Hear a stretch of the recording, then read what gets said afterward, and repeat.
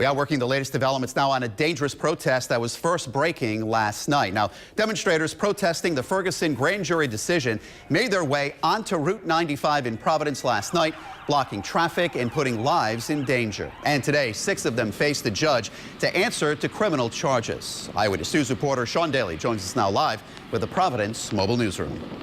It was a hectic day here at District Court in Providence in the aftermath of last night's dangerous anti-police protests that ended up in the southbound travel lanes of Route 95 in Providence.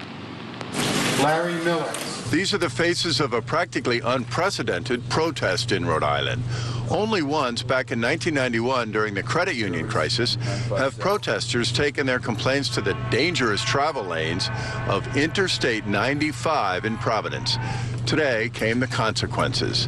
6 young people facing criminal charges, 5 of them disorderly conduct charges, and the 6th, 23-year-old Servio Gomez, facing more serious charges, including simple assault and spray painting a Providence police cruiser. Sergeant Gannon observed and came over the radio stating that someone was spray painting the window and door of the unmarked police car. They observed a male, Servio Gomez, walking away from that vehicle.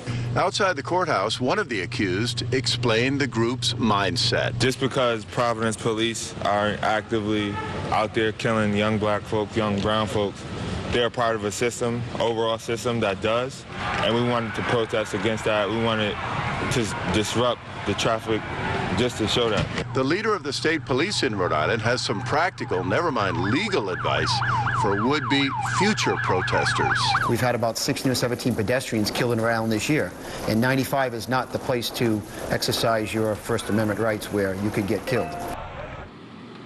The police are grateful the highway protest amounted only to arrests, no fatalities.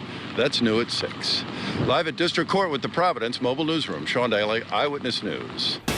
Now we're tracking the latest developments on last night's protest in Providence that shut down the highway. Demonstrators filed onto I-95 in the wake of a Missouri grand jury's decision not to indict the Ferguson police officer who shot and killed an unarmed teenager. Today, 6 of those protesters appeared in court. New at 6 tonight, police grateful that those suspects were not seriously hurt. Eyewitness News reporter Sean Daly is live outside Providence District Court. Luckily, last night's dangerous anti-police protest in the travel lanes of Route 95 in Providence didn't kill anyone. But now 6 of the protesters are accused criminals.